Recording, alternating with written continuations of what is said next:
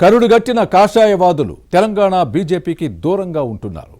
కీలక నేతల మౌనం పార్టీకి నష్టమనే అభిప్రాయాలు వ్యక్తమవుతున్నాయి. ఫైర్ బ్రాండ్గా పేరు పొందిన మహిళా నేత సైలెంట్గా ఉండడానికి కారణమేంటి? బీజేపీ కార్యక్రమాలకు గైర్హాజరవ్వడంపై జరుగుతోన్న చర్చ ఏంటి? పార్టీలో జరుగుతోన్న పరిణామాలపై అసంతృప్తిగా ఉన్నారా? ఇంతకీ ఎవరా నేత, ఏంటి ఆమె వ్యవహారం? Was the story?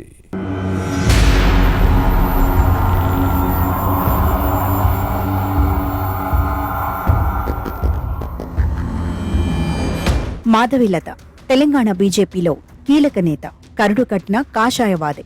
ఏ అంశంపైనైనా అనర్గళంగా తన వాదన పటిమను వినిపించి అందరినీ ఆలోచనలోకి నెడతారు. ఎదుటి వారిని చిత్తు చేస్తారు. పార్టీలో ఫైర్ బ్రాండ్గా ముద్రపడ్డారు. అటువంటి నేత మౌనంగా ఉండటం కాషాయ సేనలో చర్చనీయాంశంగా మారింది. 2024 లోక్సభ ఎన్నికల్లో హైదరాబాద్ స్థానం నుంచి బీజేపీ అభ్యర్థిగా పోటీ చేసి జాతీయ స్థాయిలో గుర్తింపు పొందిన మాధవీలత ఇటీవలి పార్టీ కార్యక్రమాలకు దూరంగా ఉంటున్నారు. బీజేపీ జాతీయ అధ్యక్షుడు నితిన్ నవీన్ 3 రోజుల రాష్ట్ర పర్యటనకు నేతలందరూ హాజరయ్యారు. కానీ మాధవీలత మాత్రం దూరంగా ఉన్నారు.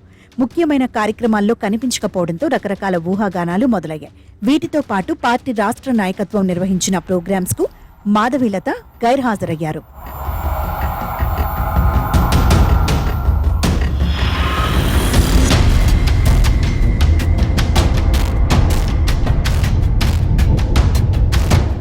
ఇటీవలి తెలంగాణ బీజేపీలో జరుగుతోన్న అంతర్గత పరిణామాలు, నాయకత్వ మార్పులు, సంస్థాగత పునర్వ్యవస్థీకరణ వంటి అంశాల్లో మాధవీలతకు పార్టీలో ప్రాధాన్యత ఇవ్వటం లేదన్న ప్రచారం జరుగుతోంది.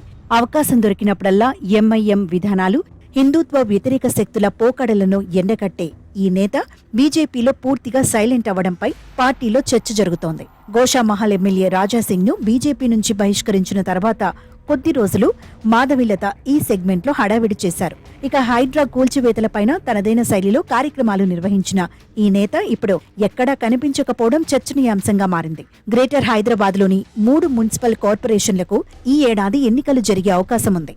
బీజేపీలో యాక్టివ్గా ఉండే మాధవీలత అంటీ ముట్టనట్లుగా వ్యవహరిస్తోన్న క్రమంలో పార్టీలో ఏం జరుగుతుందోనని అందరూ చర్చించుకుంటున్నారు.